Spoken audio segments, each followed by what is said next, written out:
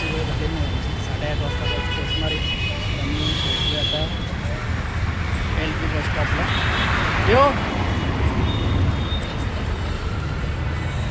बघा गावाला जायला किती एक्साइटेड इथं इथे बस यायची बघा. बस स्टॉपला थांबलो आहे. अजून अर्धा तास वेटिंग आहे बसला. आपण दादा काहीतरी टाईमपास करूया बघा मला.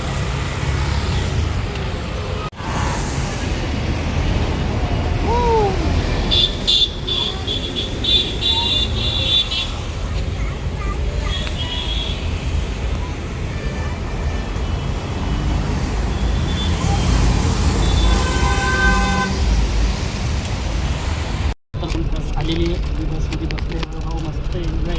बाबू बघा बाहेरचं ते बघा चिप्स खाते.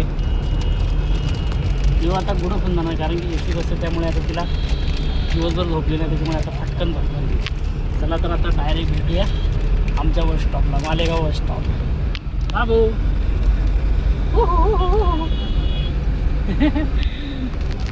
चला बाय. हे बघू शकता आमची बस लागलेली आहे इथे.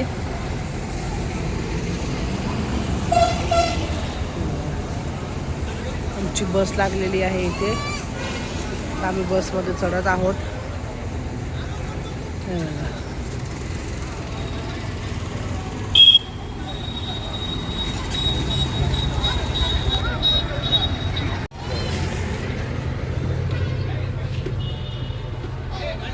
बघा पिऊन ते बसमध्ये बसून गेले.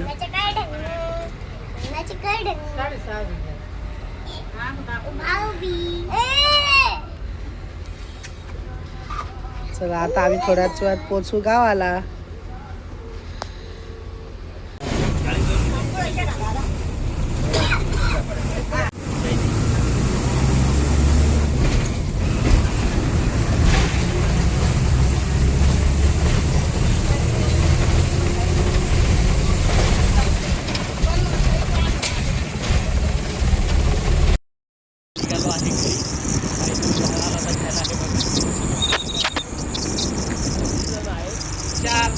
चार हे बघा मागं अजून 4 बॅगा बांधलेल्या आहेत.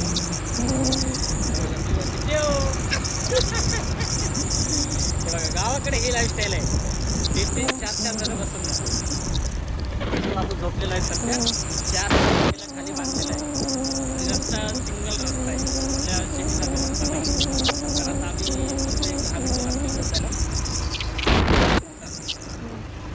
फायनली आम्ही घरी पोहोचलेलो आहे. हे बघा आमच्या गाडीत किती बॅग होत्या. 1 2 3 एक सॅक 4 परत एक लगेजची बॅग होती 5 आणि आम्ही 3 जण आणि पिऊ बाबू बघा आम्ही एवढे जण एका गाडीवर आलो. हे बाबू हा चला तर पोहोचले आम्ही फायनली. काय रे काय रे चल चल.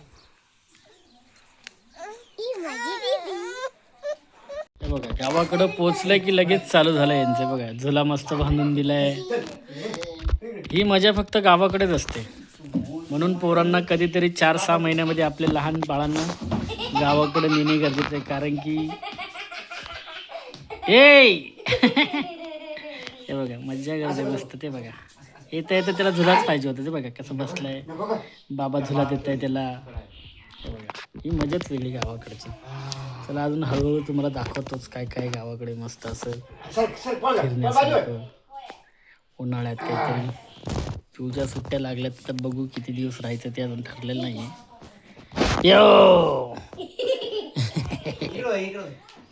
यो